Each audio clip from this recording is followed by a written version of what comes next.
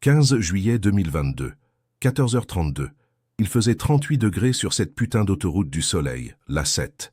L'air ne sentait pas les vacances, il puait le goudron fondu, la poudre et le sang de mes frères qui commençaient déjà à cuire sur le bitume. En moins d'une minute, le soleil de Marseille, notre fierté s'est transformé en notre tombeau. On se croyait des chasseurs, des prédateurs tout-puissants de la DZ Mafia. Ce jour-là, pour une simple caisse de drone, on a signé notre arrêt de mort. Écoute-moi bien et fais vite. Abonne-toi et partage cette vidéo maintenant, avant que les censeurs la fassent sauter. La justice veut que je la ferme. Les journaux ont raconté une histoire bidon, un règlement de compte qui a mal tourné. Ils ne veulent pas que tu saches qui se balade vraiment sur nos routes, déguisé en mec normal. Ils ne veulent pas que tu connaisses le vrai visage des fantômes de El État. Ces monstres silencieux qui nettoient les problèmes sans laisser de traces. Maintenant que t'es avec nous, que t'as décidé d'écouter la vérité, je vais tout te raconter. Je vais te disséquer chaque seconde de cette journée en enfer. Comment notre arrogance, notre agra de mec de la cité nous a fait appuyer sur la détente d'un flingue qui était déjà pointé sur notre propre tête depuis le début. Alors, revenons 2 heures en arrière, avant le massacre, quand on était encore les rois du monde, ou du moins, c'est ce qu'on croyait. On était 3, le trio de choc de la Castellane. Il y avait Karim, le chef des équipes, une boule de nerfs et de muscles, toujours le premier à crier, le premier à frapper. Son impulsivité, on prenait ça pour du courage. Quelle erreur! Il y avait Sofiane, le plus jeune, le chauffeur. Il venait d'avoir son Audi RS6 avant, un monstre noir mat payé avec l'argent du charbon. Il se sentait invincible au volant de son vaisseau, le pied lourd et la tête vide. Et puis il y avait moi, Yanis. On m'appelait le spectre, parce que J était censé être le plus malin, le plus discret, celui qui analyse avant d'agir. J était le stratège du groupe, le cerveau. Mais ce jour-là, mon cerveau était déconnecté, anesthésié par l'oseille facile et la certitude que rien ne pouvait nous arriver. On était la DZ Mafia, les princes des quartiers nord, et l'autoroute était notre terrain de jeu, notre distributeur de billets personnels. Notre quotidien, était la routine du réseau. Le matin, on récupérait l'argent du charbon, on mettait la pression aux petits dealers qui oubliaient leur pourcentage. La agra, était notre langage. Un regard, une claque, un scooter brûlé, était comme ça qu'on maintenait l'ordre, notre ordre. On portait nos survêtements de l'OM comme des uniformes, nos sacoches Gucci comme des médailles. On était jeunes, armés et complètement défoncés à notre propre pouvoir. Le patron nous a appelés dans l'arrière-salle d'un snack à kebab. L'odeur de graillon se mélangeait à celle du shit. Le plan était simple, presque insultant de facilité. Un camion seul, sans escorte. Le chauffeur, un pauvre type. La cargaison, des drones de surveillance dernier cri. Une fortune sur le marché noir. Un plan propre, les gars, il avait dit. Du racket d'autoroute comme d'habitude. Vous pliez ça en 10 minutes et vous revenez.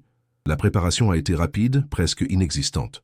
On a jeté 2 Kalachnikov AKM dans le coffre de la RS6. Des armes plus faites pour impressionner que pour tirer droit, surtout entre nos mains. On riait fort en montant dans la voiture, le son du rap marseillais à fond dans les enceintes. L'adrénaline commençait à monter, ce mélange électrique de peur et d'excitation qui te fait te sentir vivant, invincible. On allait se faire un max de thunes. Sofiane a démarré le moteur de la RS6 et son rugissement a fait trembler le quartier. On a quitté Marseille, direction l'A7, l'autoroute du soleil. Le plan était simple, repérer le camion, le suivre et le coincer dans un endroit isolé après un péage, là où il ne pourrait ni faire demi-tour, ni échapper. On était des loups, et on partait à la chasse d'un mouton. C'était juste un autre jour au bureau, une autre démonstration de notre supériorité. On a repéré le semi-remorque blanc, un Renault T banal, sur l'aire de repos de Mornas Village, dans le Vaucluse. On s'est garé un peu plus loin, moteur tournant, climatisation à fond pour contrer la fournaise extérieure. On l'a observé à travers le pare-brise teinté de l'Audi. Le chauffeur est descendu. La quarantaine, un peu de bide, l'air crevé. Il portait un vieux jean, un t-shirt publicitaire Transport Véron et une casquette John Deere, l'incarnation du miskin. Il a marché lentement vers la station-service, les épaules voûtées. Il est revenu quelques minutes plus tard avec un café en gobelet et un sandwich triangle. Il s'est assis sur un banc en béton, à l'ombre, et à manger sans conviction, le regard dans le vide. On aurait dit un homme qui comptait les heures avant la retraite, écrasé par la chaleur et la solitude de la route. Il n'avait rien d'un guerrier, rien d'une menace. Dans la voiture, l'ambiance était à la moquerie. « Regarde-moi ce clochard !» a lâché Karim en ricanant. « Il va se pisser dessus quand il va voir les calaches. On n'aura même pas besoin de tirer. » J'ai souri, moi aussi. Je le voyais déjà, les mains sur la tête, tremblant, nous suppliant de ne pas lui faire de mal. La scène était déjà écrite dans ma tête. Un film dont on était les héros et lui, le figurant pathétique. « Ça va être trop facile », a ajouté Sofiane, en tapotant le volant. Cette phrase, elle résonne encore dans ma tête aujourd'hui, dans le silence de ma cellule. C était le point culminant de notre stupidité. L'arrogance à son paroxysme. On était tellement sûrs de nous qu'on n'a vu aucun des signaux, aucun des détails qui auraient dû nous alerter. On ne voyait que ce qu'on voulait voir, une proie faible et un butin facile. Il a fini son sandwich, jeté son gobelet à la poubelle et est remonté dans son camion. Le moteur a démarré dans un bruit lourd. On a attendu qu'il reprenne l'autoroute en gardant une bonne distance. Le plan final se mettait en place. On allait le coincer juste après le péage de Bolène, sur une longue ligne droite sans sortie. C'était le moment. Le cœur qui battait la chamade, le goût métallique de l'adrénaline dans la bouche. L'heure du spectacle. Sofiane a appuyé sur l'accélérateur et le V8 de l'Audi a hurlé. On a fondu sur le camion comme un missile. En quelques secondes, on était à sa hauteur. Puis, d'un coup de volant sec, Sofiane lui a fait une queue de poisson magistrale, forçant le semi-remorque à piler et à se ranger sur la bande d'arrêt d'urgence. La manœuvre était parfaite, agressive, cinématique. Le premier acte de notre démonstration de force venait de se jouer. Karim et moi, on n'a pas attendu. On a sauté de la voiture avant même qu'elle soit complètement arrêtée, nos kalachnikovs à la main. Le soleil tapait sur le métal des armes, les rendant brûlantes. On s'est positionné de chaque côté de la cabine, les canons pointés vers le chauffeur. Les autres voitures ralentissaient. Les gens nous regardaient avec des yeux ronds de terreur. On se sentait comme dans un film d'action, les maîtres de la situation. « Wesh le vieux, descends tout de suite ou on allume le camion !» a hurlé Karim, sa voix déformée par la rage et l'excitation. Il a frappé la portière avec la crosse de son arme pour bien marquer le coup. C'était notre signature, la violence gratuite, la agra pour bien montrer qui commandait. On attendait les pleurs, les supplications, la panique d'un homme ordinaire face à une violence qu'il ne comprend pas. Mais il ne s'est rien passé. Pas un cri, pas un mouvement brusque. La portière du camion s'est ouverte, mais lentement, sans précipitation. Le chauffeur est descendu de sa cabine, posant un pied puis l'autre sur le marchepied, avec un calme olympien. Il a mis les mains en l'air, mais pas trop haut, pas comme un otage terrifié. Était un geste presque las, comme s'il était juste fatigué de cette interruption. Son regard, c'est ça qui m'a glacé le sang. Il n'y avait aucune peur, rien. Ses yeux passaient de Karim à moi, puis à l'Audi derrière nous. Il ne nous regardait pas, il nous scannait. Il analysait nos armes, notre posture, la distance qui nous séparait. Il n'était pas une victime en train de subir une agression. Il était un professionnel en train de évaluer une menace.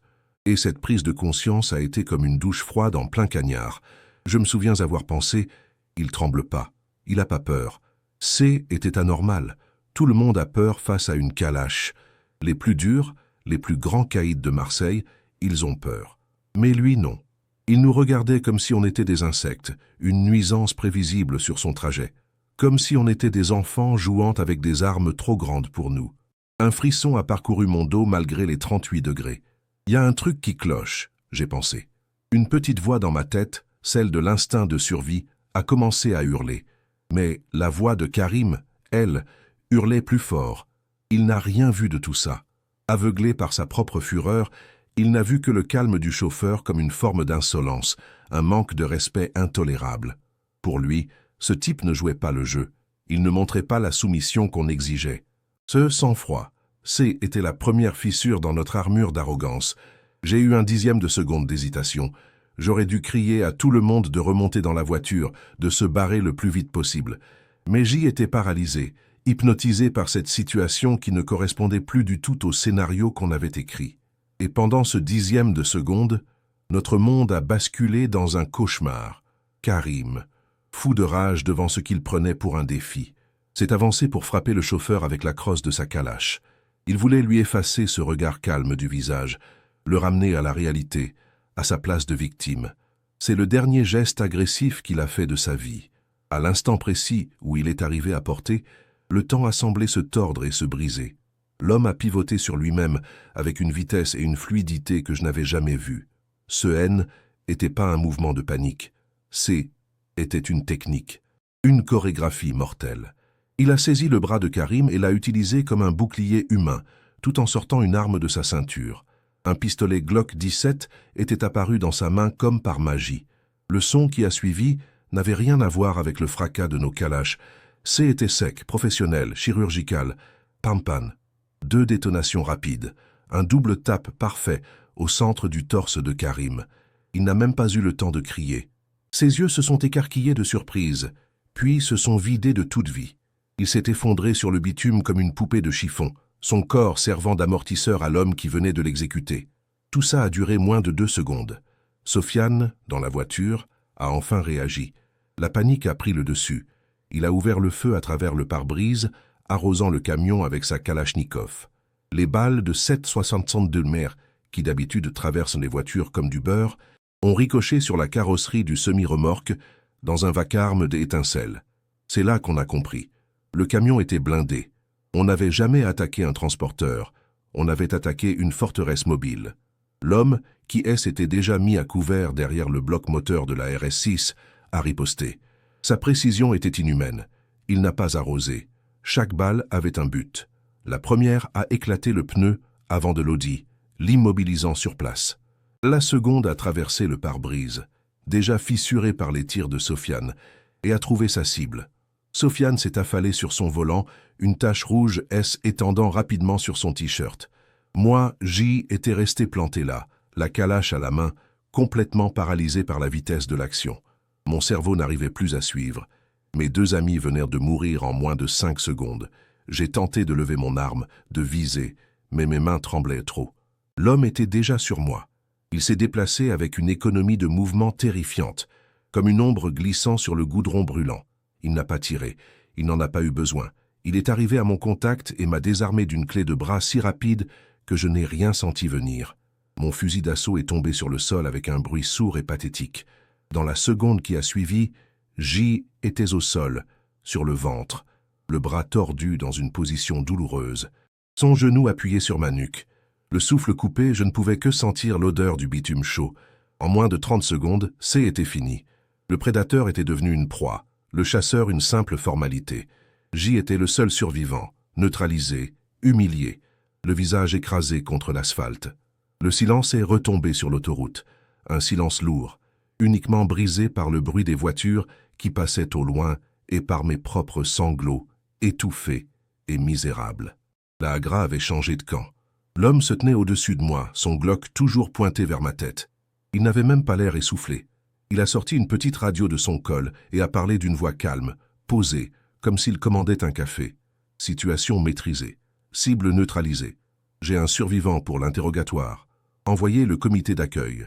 C était irréel. On n'était pas une cible. On était la cible. Ce plan n'était pas un braquage. Ce était un piège. Au loin, les premières sirènes ont commencé à hurler. Pas les sirènes à 2 tons de la police nationale, mais celles plus stridentes des pelotons de gendarmerie. Ils sont arrivés en force, plusieurs véhicules, des hommes de la BAC lourdement armés qui se sont déployés en s'attendant à trouver une zone de guerre encore active. Ils ont découvert 2 corps, une RS6 fumante et un seul homme debout, au milieu du chaos. L'humiliation suprême a été de me faire menotter par un simple gendarme, qui me regardait avec un mélange de peur et de dégoût. Pendant ce temps, son supérieur, un chef de peloton, s'est approché prudemment de l'homme en casquette John Deere. Notre tueur lui a présenté une carte discrète, sans un mot. Le chef de la gendarmerie l'a regardé, et j'ai vu son visage blêmir. Il a hoché la tête. Bien reçu. La zone est à vous. On sécurise le périmètre. Ensuite, la chose la plus folle s'est produite. L'homme a rangé son arme, a fait un signe de tête au gendarme et il est remonté dans son camion. Il a remis le contact comme si de rien n'était, a contourné notre Audi détruite et a repris sa route sur l'autoroute du Soleil. disparaissant dans le flot de la circulation. Il est reparti comme il était venu, un fantôme. Il nous avait effacés et avait continué sa journée. Aujourd'hui, 10 ans plus tard, je te parle depuis ma cellule à la prison des Baumettes. Le soleil de Marseille tape sur les barreaux, mais il n'a plus la même saveur. La version officielle, celle de BFM TV, c'est « braquage qui a mal tourné ». 3 membres de la DZ Mafia abattus par les forces de l'ordre. Mensonge. Les Schmitt sont juste venus ramasser les corps. Moi, j'ai pris 20 ans pour meurtre. Même si je n'ai pas tiré une seule balle, Karim et Sofiane sont morts pour rien. Pour une caisse de drone qui n'a jamais existé. Ils sont morts parce qu'on a cru que notre petite notoriété dans les quartiers nord faisait de nous des lions. On n'était que des hyènes qui s'attaquaient à des proies faciles. Ce jour-là, on a décidé de s'attaquer à un T-Rex en croyant que C était une chèvre. Et il nous a dévorés. Je vois encore son visage parfois, la nuit. Ce regard calme, sans haine, sans peur. Le regard d'un homme pour qui la violence est un outil, un langage qu'il maîtrise à la perfection. Il n'est nulle part et partout. Il est peut-être en ce moment même sur la route, dans un autre camion, une autre voiture banale, attendant que d'autres petits cons arrogants comme nous fassent la même erreur fatale. Dans la cité, on grandit en pensant qu'une calache et une grosse voiture font de toi un roi. On pense que la Agra, c'est la forme ultime du pouvoir. Mais ce jour-là, sur le bitume brûlant de l'A7, j'ai appris la vérité. Il y a une hiérarchie dans la violence, une chaîne alimentaire. Et tout en haut, il y a des monstres qui n'ont pas de nom, pas de visage, et qui servent un maître bien plus puissant que n'importe quel patron de la pègre. On a cru qu'on allait braquer un simple camion. En réalité, on a toqué à la porte de l'enfer, et c'est l'État lui-même, dans son expression la plus brutale et la plus secrète, qui est venu nous ouvrir. Et il nous a rappelé, en moins d'1 minute, qui était le véritable, l'unique patron du territoire. Tu aurais fait quoi, toi, à ma place? Tu aurais vu le piège avant qu'il ne se referme, 15 juillet 2022, 14h32. Il faisait 38 degrés sur cette putain d'autoroute du soleil, la 7. L'air ne sentait pas les vacances. Il puait le goudron fondu, la poudre et le sang de mes frères qui commençaient déjà à cuire sur le bitume. En moins d'1 minute, le soleil de Marseille, notre fierté, s'est transformé en notre tombeau. On se croyait des chasseurs, des prédateurs tout-puissants de la DZ Mafia. Ce jour-là, pour une simple caisse de drone, on a signé notre arrêt de mort. Écoute-moi bien et fais vite. Abonne-toi et partage cette vidéo maintenant, avant que les censeurs la fassent sauter. La justice veut que je la ferme. Les journaux ont raconté une histoire bidon, un règlement de compte qui a mal tourné. Ils ne veulent pas que tu saches qui se balade vraiment sur nos routes. Déguisé en mec normal. Ils ne veulent pas que tu connaisses le vrai visage des fantômes de El-État, ces monstres silencieux qui nettoient les problèmes sans laisser de traces. Maintenant que t'es avec nous, que t'as décidé de écouter la vérité, je vais tout te raconter. Je vais te disséquer chaque seconde de cette journée en enfer. Comment notre arrogance, notre agra de mec de la cité, nous a fait appuyer sur la détente d'un flingue qui était déjà pointé sur notre propre tête depuis le début. Alors, revenons 2 heures en arrière, avant le massacre, quand on était encore les rois du monde, ou du moins, c'est ce qu'on croyait. On était 3, le trio de choc de la Castellane. Il y avait Karim, le chef d'équipe, une boule de nerfs et de muscles, toujours le premier à crier, le premier à frapper. Son impulsivité, on prenait ça pour du courage. Quelle erreur! Il y avait Sofiane, le plus jeune, le chauffeur. Il venait d'avoir son Audi RS6 avant, un monstre noir mat payé avec l'argent du charbon. Il se sentait invincible au volant de son vaisseau, le pied lourd et la tête vide. Et puis il y avait moi, Yanis. On m'appelait le spectre parce que J était censé être le plus malin, le plus discret, celui qui analyse avant d'agir. J était le stratège du groupe, le cerveau. Mais ce jour-là, mon cerveau était déconnecté, anesthésié par l'oseille facile et la certitude que rien ne pouvait nous arriver. On était la DZ Mafia, les princes des quartiers nord, et l'autoroute était notre terrain de jeu, notre distributeur de billets personnels. Notre quotidien, c'était la routine du réseau. Le matin, on récupérait l'argent du charbon, on mettait la pression aux petits dealers qui oubliaient leur pourcentage. La agra, c'était notre langage. Un regard, une claque, un scooter brûlé, c'était comme ça qu'on maintenait l'ordre, notre ordre. On portait nos survêtements de l'OM comme des uniformes, nos sacoches Gucci comme des médailles. On était jeunes, armés et complètement défoncés à notre propre pouvoir. Le patron nous a appelés dans l'arrière-salle d'un snack à kebab. L'odeur de graillon se mélangeait à celle du shit. Le plan était simple, presque insultant de facilité. Un camion, seul, sans escorte. Le chauffeur, un pauvre type. La cargaison, des drones de surveillance dernier cri, une fortune sur le marché noir. Un plan propre, les gars, il avait dit. Du racket d'autoroute, comme d'habitude. Vous pliez ça en 10 minutes et vous revenez. La préparation a été rapide, presque inexistante. On a jeté 2 Kalachnikov AKM dans le coffre de la RS6. Des armes plus faites pour impressionner que pour tirer droit, surtout entre nos mains. On riait fort en montant dans la voiture, le son du rap marseillais à fond dans les enceintes. L'adrénaline commençait à monter, ce mélange électrique de peur et d'excitation qui te fait te sentir vivant, invincible. On allait se faire un max de thunes. Sofiane a démarré le moteur de la RS6 et son rugissement a fait trembler le quartier. On a quitté Marseille, direction la 7, l'autoroute du soleil. Le plan était simple, repérer le camion, le suivre et le coincer dans un endroit isolé après un péage, là où il ne pourrait ni faire demi-tour ni s'échapper. On était des loups et on partait à la chasse d'un mouton. C'était juste un autre jour au bureau, une autre démonstration de notre supériorité. On a repéré le semi-remorque blanc, un Renault T banal, sur l'aire de repos de Mornas Village, dans le Vaucluse.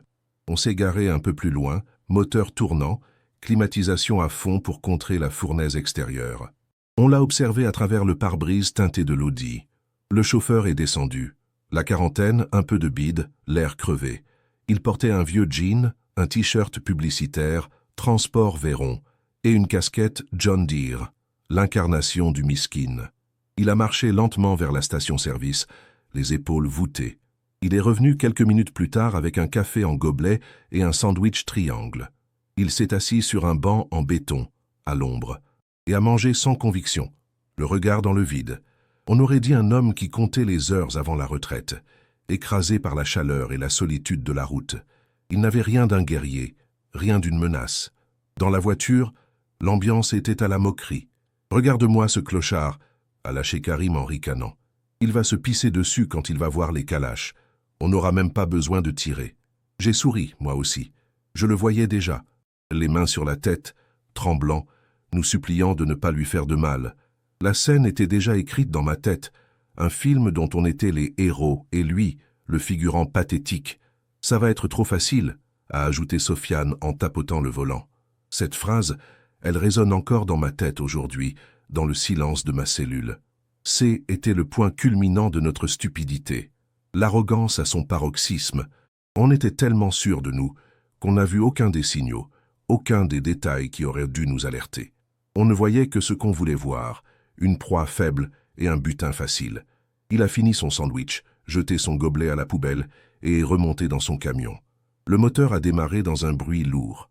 On a attendu qu'il reprenne l'autoroute, en gardant une bonne distance. Le plan final se mettait en place. On allait le coincer juste après le péage de Bolène, sur une longue ligne droite sans sortie. C'était le moment. Le cœur qui battait la chamade, le goût métallique de l'adrénaline dans la bouche, l'heure du spectacle. Sofiane a appuyé sur l'accélérateur et le V8 de l'Audi a hurlé. On a fondu sur le camion comme un missile. En quelques secondes, on était à sa hauteur. Puis, d'un coup de volant sec, Sofiane lui a fait une queue de poisson magistrale, forçant le semi-remorque à piler et à se ranger sur la bande d'arrêt d'urgence. La manœuvre était parfaite, agressive, cinématique. Le premier acte de notre démonstration de force venait de se jouer. Karim et moi, on n'a pas attendu. On a sauté de la voiture avant même qu'elle soit complètement arrêtée, nos kalachnikovs à la main.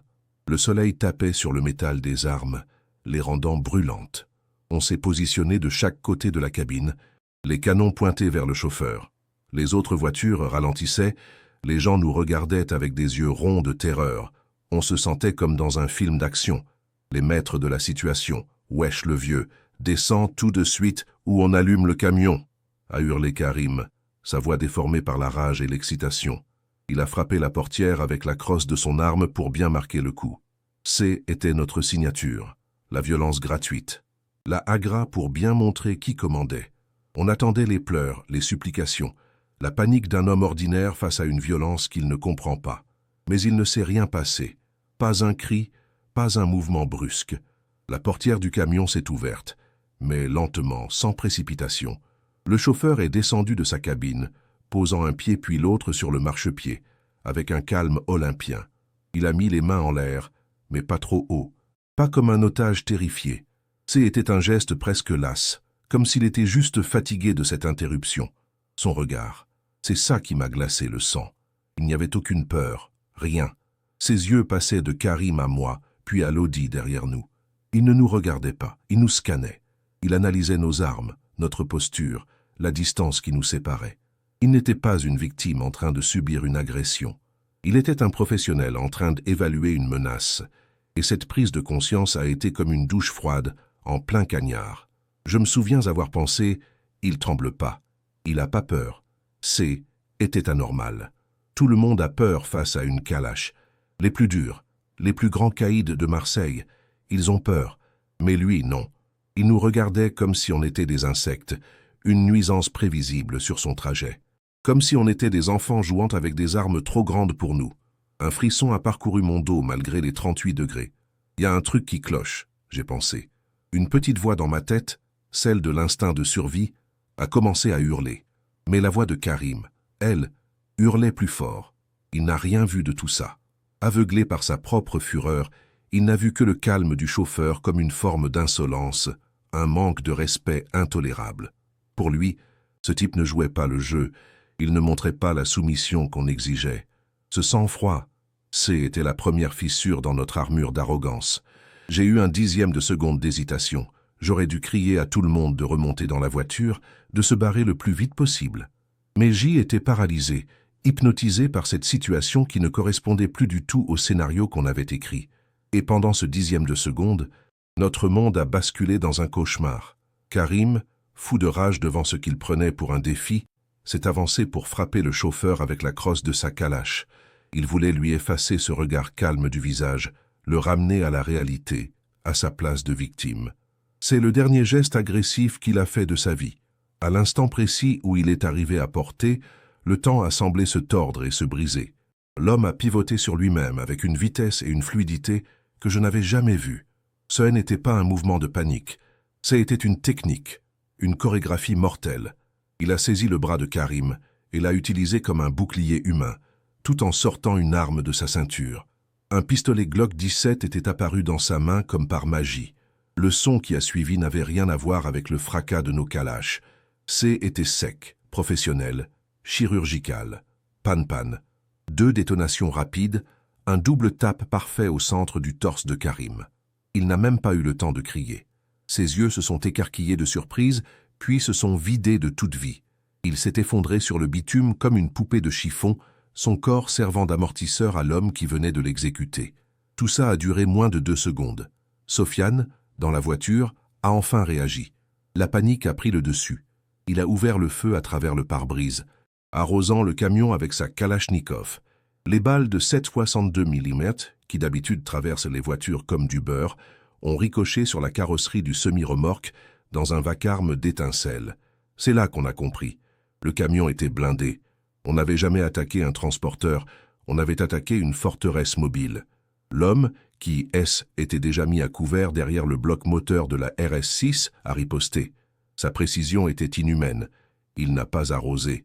Chaque balle avait un but. La première a éclaté le pneu avant de Lodi, l'immobilisant sur place.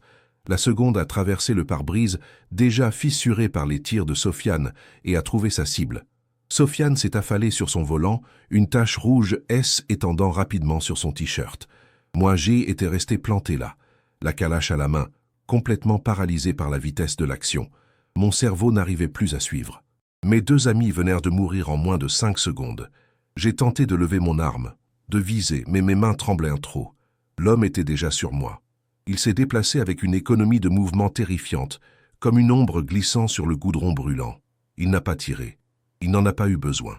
Il est arrivé à mon contact et m'a désarmé d'une clé de bras si rapide que je n'ai rien senti venir. Mon fusil d'assaut est tombé sur le sol avec un bruit sourd et pathétique. Dans la seconde qui a suivi, J était au sol, sur le ventre, le bras tordu dans une position douloureuse, son genou appuyé sur ma nuque. Le souffle coupé, je ne pouvais que sentir l'odeur du bitume chaud. En moins de 30 secondes, C était fini. Le prédateur était devenu une proie, le chasseur une simple formalité. J était le seul survivant, neutralisé, humilié, le visage écrasé contre l'asphalte. Le silence est retombé sur l'autoroute, un silence lourd, uniquement brisé par le bruit des voitures qui passaient au loin et par mes propres sanglots, étouffés et misérables. La Hagra avait changé de camp. L'homme se tenait au-dessus de moi, son Glock toujours pointé vers ma tête. Il n'avait même pas l'air essoufflé. Il a sorti une petite radio de son col et a parlé d'une voix calme, posée, comme s'il commandait un café. Situation maîtrisée. Cible neutralisée. J'ai un survivant pour l'interrogatoire. Envoyez le comité d'accueil. C était irréel. On n'était pas une cible, on était la cible. Ce plan N n'était pas un braquage. C était un piège. Au loin, les premières sirènes ont commencé à hurler. Pas les sirènes à 2 tons de la police nationale, mais celles, plus stridentes, des pelotons de gendarmerie. Ils sont arrivés en force. Plusieurs véhicules. Des hommes de la BAC lourdement armés qui se sont déployés en s'attendant à trouver une zone de guerre encore active. Ils ont découvert 2 corps, une RS6 fumante et un seul homme debout, au milieu du chaos. L'humiliation suprême a été de me faire menotter par un simple gendarme, qui me regardait avec un mélange de peur et de dégoût. Pendant ce temps, son supérieur, un chef de peloton, s'est approché prudemment de l'homme en casquette John Deere. Notre tueur lui a présenté une carte discrète, sans un mot. Le chef de la gendarmerie l'a regardé et j'ai vu son visage blêmir. Il a hoché la tête. Bien reçu, la zone est à vous, on sécurise le périmètre. Ensuite, la chose la plus folle s'est produite. L'homme a rangé son arme, a fait un signe de tête au gendarme, et il est remonté dans son camion. Il a remis le contact comme si de rien n'était, a contourné notre Audi détruite, et a repris sa route sur l'autoroute du Soleil, disparaissant dans le flot de la circulation. Il est reparti comme il était venu, un fantôme. Il nous avait effacés et avait continué sa journée. Aujourd'hui, 10 ans plus tard, je te parle depuis ma cellule à la prison des Baumettes. Le soleil de Marseille tape sur les barreaux, mais il n'a plus la même saveur. La version officielle, celle de BFM TV, c'est braquage qui a mal tourné. 3 membres de la DZ Mafia abattus par les forces de l'ordre. Mensonge. Les Schmitt sont juste venus ramasser les corps. Moi, j'ai pris 20 ans pour meurtre, même si je n'ai pas tiré une seule balle. Karim et Sofiane sont morts pour rien, pour une caisse de drones qui n'a jamais existé. Ils sont morts parce qu'on a cru que notre petite notoriété dans les quartiers nord faisait de nous des lions. On n'était que des hyènes qui s'attaquaient à des proies faciles. Ce jour-là, on a décidé de s'attaquer à un T-Rex, en croyant que C était une chèvre, et il nous a dévorés. Je vois encore son visage parfois, la nuit, ce regard calme, sans haine, sans peur. Le regard d'un homme pour qui la violence est un outil, un langage qu'il maîtrise à la perfection. Il n'est nulle part et partout. Il est peut-être en ce moment même sur la route, dans un autre camion, une autre voiture banale, attendant que d'autres petits cons arrogants comme nous fassent la même erreur fatale. Dans la cité, on grandit en pensant qu'une calache et une grosse voiture font de toi un roi. On pense que la Hagra, c'est la forme ultime du pouvoir. Mais ce jour-là, sur le bitume brûlant de l'A7, j'ai appris la vérité. Il y a une hiérarchie dans la violence, une chaîne alimentaire. Et tout en haut, il y a des monstres qui n'ont pas de nom, pas de visage, et qui servent un maître bien plus puissant que n'importe quel patron de la pègre. On a cru qu'on allait braquer un simple camion. En réalité, on a toqué à la porte de l'enfer, et c'est l'État lui-même, dans son expression la plus brutale et la plus secrète, qui est venu nous ouvrir. Et il nous a rappelé en moins d'1 minute qui était le véritable, l'unique patron du territoire. Tu aurais fait quoi, toi, à ma place? Tu aurais vu le piège avant qu'il ne se referme. On était 3. Le trio de choc de la Castellane. Il y avait Karim, le chef d'équipe, une boule de nerfs et de muscles, toujours le premier à crier, le premier à frapper. Son impulsivité, on prenait ça pour du courage. Quelle erreur. Il y avait Sofiane, le plus jeune, le chauffeur. Il venait d'avoir son Audi RS6 avant, un monstre noir mat payé avec l'argent du charbon. Il se sentait invincible au volant de son vaisseau, le pied lourd et la tête vide. Et puis il y avait moi, Yanis.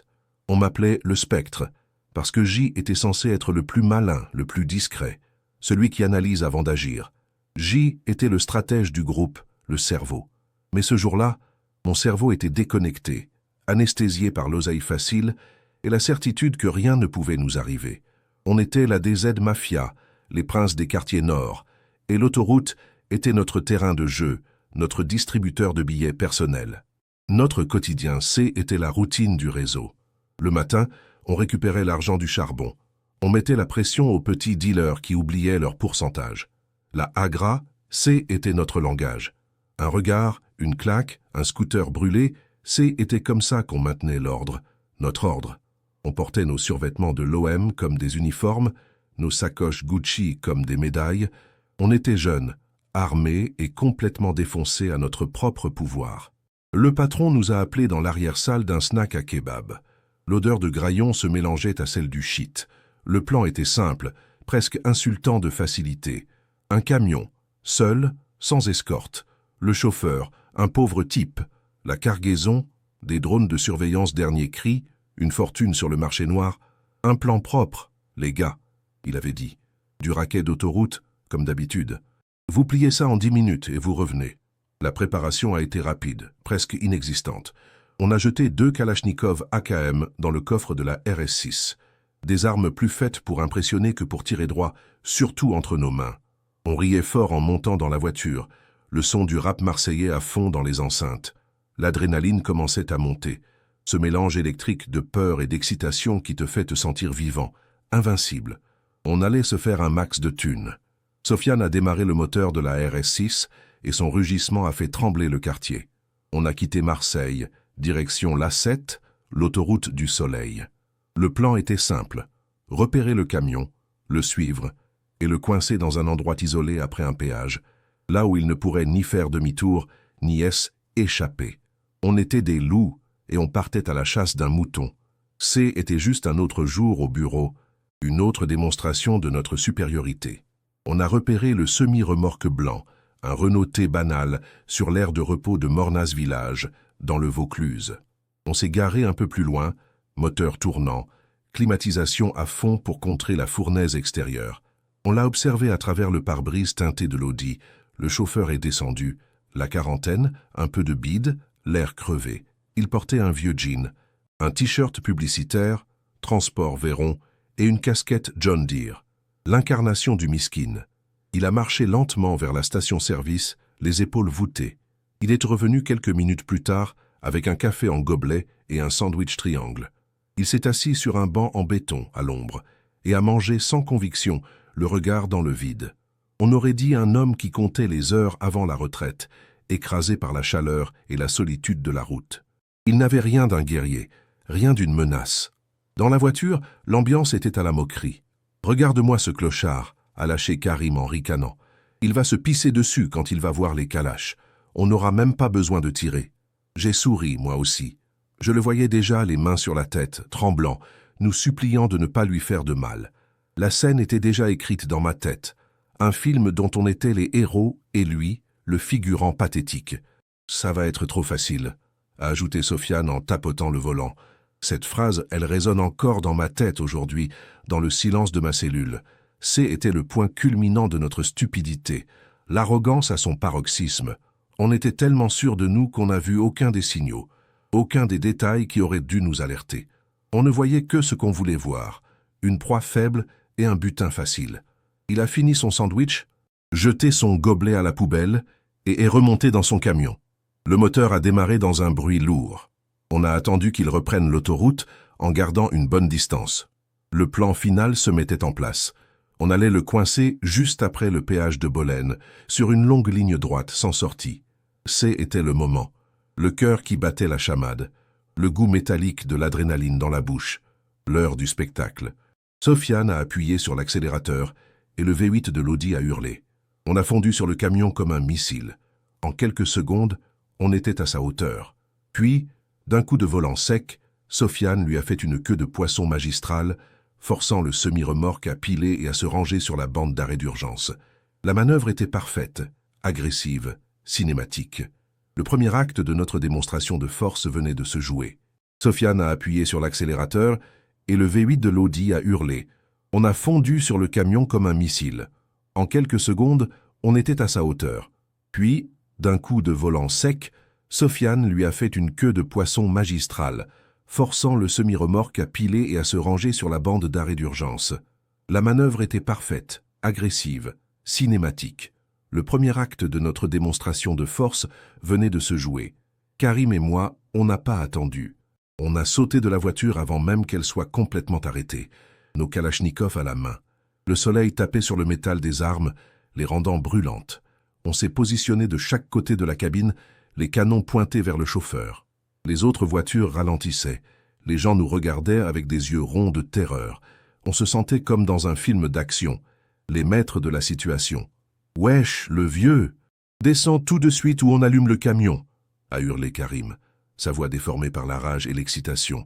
Il a frappé la portière avec la crosse de son arme pour bien marquer le coup. C était notre signature, la violence gratuite, la agra pour bien montrer qui commandait. On attendait les pleurs, les supplications, la panique d'un homme ordinaire face à une violence qu'il ne comprend pas. Mais il ne s'est rien passé. Pas un cri, pas un mouvement brusque. La portière du camion s'est ouverte, mais lentement, sans précipitation. Le chauffeur est descendu de sa cabine, posant un pied puis l'autre sur le marchepied, avec un calme olympien. Il a mis les mains en l'air, mais pas trop haut, pas comme un otage terrifié. C était un geste presque las, comme s'il était juste fatigué de cette interruption. Son regard, c'est ça qui m'a glacé le sang. Il n'y avait aucune peur, rien. Ses yeux passaient de Karim à moi, puis à Lodi derrière nous. Il ne nous regardait pas, il nous scannait. Il analysait nos armes, notre posture, la distance qui nous séparait. Il n'était pas une victime en train de subir une agression.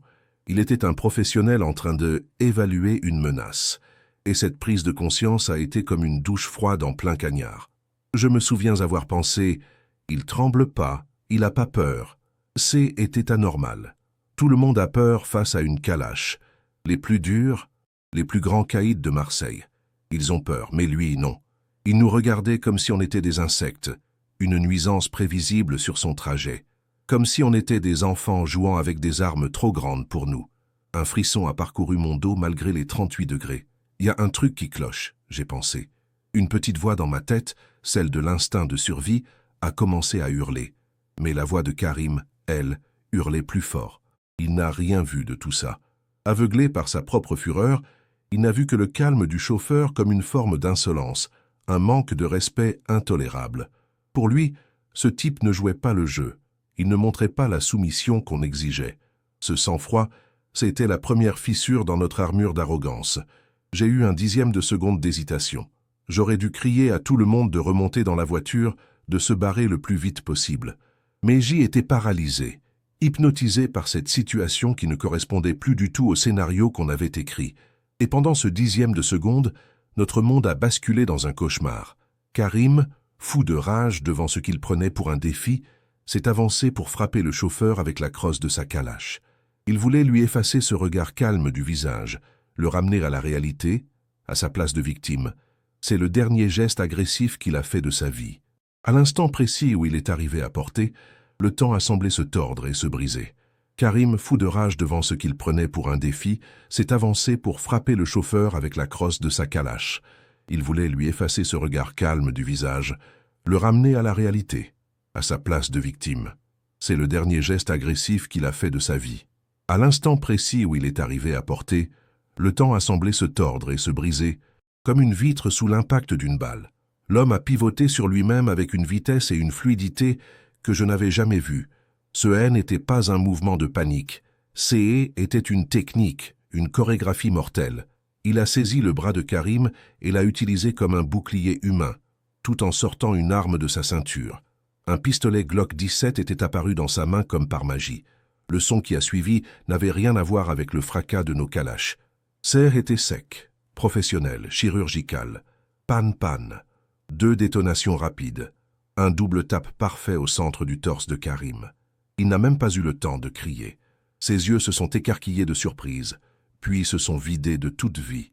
Il s'est effondré sur le bitume comme une poupée de chiffon, son corps servant d'amortisseur à l'homme qui venait de l'exécuter. Tout ça a duré moins de 2 secondes.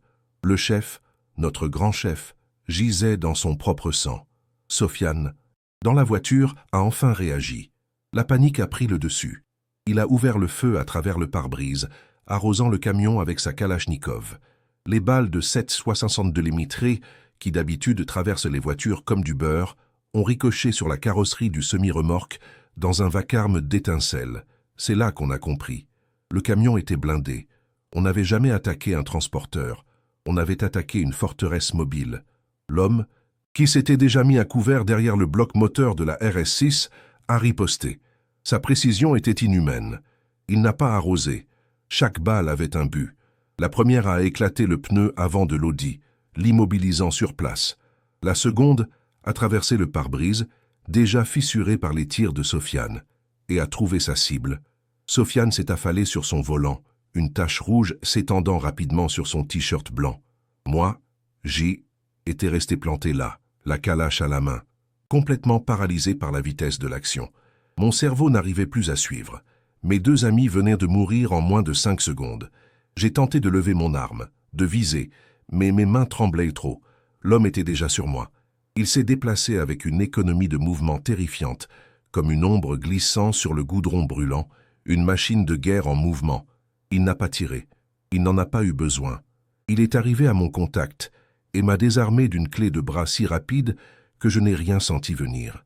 Mon fusil d'assaut est tombé sur le sol avec un bruit sourd et pathétique. Dans la seconde qui a suivi, J était au sol, sur le ventre, le bras tordu dans une position douloureuse, son genou appuyé sur ma nuque. Le souffle coupé, je ne pouvais que sentir l'odeur du bitume chaud. En moins de 30 secondes, C était fini. Le prédateur était devenu une proie. Le chasseur une simple formalité. J était le seul survivant, neutralisé, humilié, le visage écrasé contre l'asphalte. Le silence est retombé sur l'autoroute. Un silence lourd, uniquement brisé par le bruit des voitures qui passaient au loin et par mes propres sanglots, étouffés et misérables. La Hagra avait changé de camp de la manière la plus brutale qui soit. L'homme se tenait au-dessus de moi, son Glock toujours pointé vers ma tête. Il n'avait même pas l'air essoufflé. Il a sorti une petite radio de son col et a parlé d'une voix calme, posée, comme s'il commandait un café. Situation maîtrisée, cible neutralisée. J'ai un survivant pour l'interrogatoire. Envoyez le comité d'accueil. C était irréel. On n'était pas une cible, on était la cible. Ce plan n'était pas un braquage. C était un piège. Au loin, les premières sirènes ont commencé à hurler. Pas les sirènes à 2 tons de la police nationale, mais celles, plus stridentes, des pelotons de gendarmerie. Ils sont arrivés en force, plusieurs véhicules, des hommes de la BAC lourdement armés qui se sont déployés en s'attendant à trouver une zone de guerre encore active. Ils ont découvert 2 corps, une RS6 fumante et un seul homme debout, au milieu du chaos, qui n'avait pas une seule goutte de sueur sur le front. L'humiliation suprême a été de me faire menotter par un simple gendarme, qui me regardait avec un mélange de peur et de dégoût. Pendant ce temps, son supérieur, un chef de peloton, s'est approché prudemment de l'homme en casquette John Deere. Notre tueur lui a présenté une carte discrète, sans un mot. Le chef de la gendarmerie l'a regardé, et j'ai vu son visage blêmir. Il a hoché la tête. Bien reçu, la zone est à vous. On sécurise le périmètre. Ensuite, la chose la plus folle s'est produite. L'homme a rangé son arme, a fait un signe de tête au gendarme, et il est remonté dans son camion. Il a remis le contact comme si de rien n'était, a contourné notre Audi détruite et a repris sa route sur l'autoroute du Soleil, disparaissant dans le flot de la circulation. Il est reparti comme il était venu, un fantôme. Il nous avait effacés et avait continué sa journée de travail. J était maintenant seul, à genoux sur le bitume, entouré par des keufs qui me hurlaient dessus, me traitant de tueur. Ils ne comprenaient rien à la scène qui venait de se jouer. Pour eux, J était le monstre, le seul responsable de ce carnage. Le vrai prédateur, lui, était déjà à des kilomètres, sa cargaison secrète en sécurité, son existence déjà effacée des rapports officiels qui allaient être rédigés, ne laissant derrière lui qu'une version simplifiée et mensongère de la vérité. Le procès a été une farce. La version officielle, celle de BFM TV, ça c'était braquage qui a mal tourné. 3 membres de la DZ Mafia neutralisés par les forces de l'ordre. Mensonge. Les Schmitt sont juste venus ramasser les corps. Moi, j'ai pris 20 ans ferme pour tentative de meurtre en bande organisée et association de malfaiteurs. Le juge n'a jamais voulu entendre parler d'un chauffeur qui riposte. J était le seul survivant, donc J était le seul coupable. Aujourd'hui, 10 ans plus tard, je te parle depuis ma cellule à la prison des Baumettes. Le soleil de Marseille tape sur les barreaux, mais il n'a plus la même saveur. La version officielle, celle de BFM TV, c'est braquage qui a mal tourné. 3 membres de la DZ Mafia abattus par les forces de l'ordre. Mensonge. Les Schmitt sont juste venus ramasser les corps. Moi, j'ai pris 20 ans pour meurtre. Même si je n'ai pas tiré une seule balle, Karim et Sofiane sont morts pour rien. Pour une caisse de drones qui n'a jamais existé. Ils sont morts parce qu'on a cru que notre petite notoriété dans les quartiers nord faisait de nous des lions. On n'était que des hyènes qui s'attaquaient à des proies faciles. Ce jour-là, on a décidé de s'attaquer à un T-Rex en croyant que c'était une chèvre, et il nous a dévorés sans même y penser. Je vois encore son visage parfois, la nuit. Ce regard calme, sans haine, sans peur. Le regard d'un homme pour qui la violence est un outil, un langage qu'il maîtrise à la perfection. Il n'est nulle part et partout. Il est peut-être en ce moment même sur la route, dans un autre camion, une autre voiture banale, attendant que d'autres petits cons arrogants comme nous fassent la même erreur fatale. Dans la cité, on grandit en pensant qu'une calache et une grosse voiture font de toi un roi. On pense que la agra, c'est la forme ultime du pouvoir. Mais ce jour-là, sur le bitume brûlant de la 7, j'ai appris la vérité. Il y a une hiérarchie dans la violence, une chaîne alimentaire. Et tout en haut, il y a des monstres qui n'ont pas de nom, pas de visage, et qui servent un maître bien plus puissant que n'importe quel patron de la pègre.